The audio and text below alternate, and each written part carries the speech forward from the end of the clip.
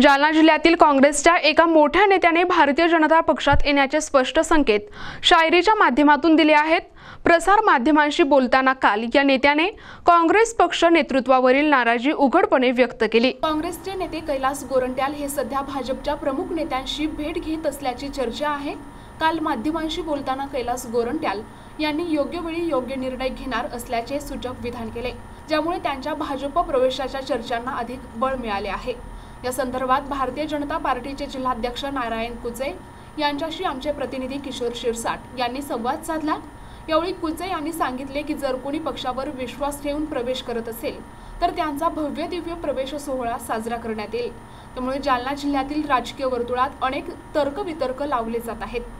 जालनाच्या राजकारणामध्ये मागील काही दशक ज्या व्यक्तीने काँग्रेसमध्ये पकड मजबूत ठेवून नेतृत्व कायम ठेवलं, परंतु विधानसभेनंतर त्यांनी काही कालच माध्यमांशी बोलताना त्यांनी खंत व्यक्त केली, पक्षश्रेष्ठीवर नाराजी व्यक्त केलेली आहे। शेर शायरीच्या माध्यमातून त्यांनी नाराजी व्यक्त केल्यानंतर भारतीय जनता पार्टीमध्ये येण्याचं देखील त्यांनी संकेत काल दिलेले आहे। माझ्यासोबत बातचीत करण्यासाठी भारतीय जनता पार्टीचे जिल्हाध्यक्ष नारायण कुचे साहेब आहे। काय सांगाल, कालची यांनी कैलास गोरंट्याल यांनी जे संकेत दिलेले आहे त्या संदर्भात काय सांगाल? भारतीय जनता पार्टी हा एक पक्ष, पहिल्यांदा देशहित, नंतर पार्टी आणि नंतर मी। मला वाटतं माजी आमदार कैलासजी गोरंट्याल साहेब हे 3 वेळेस आमदार राहिले। त्यांनी काल माझी भेट घेतली आणि आदरणीय दानवे साहेबांची त्यांनी भेट घेतली।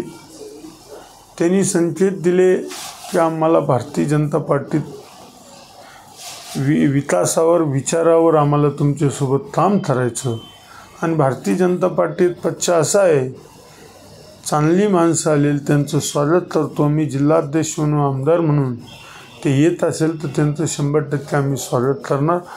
तुर्तास अजून काही निर्णय झालेला नाही। प्रतिनिधी किशोर शिरसाट, NTV न्यूज मराठी, जालना।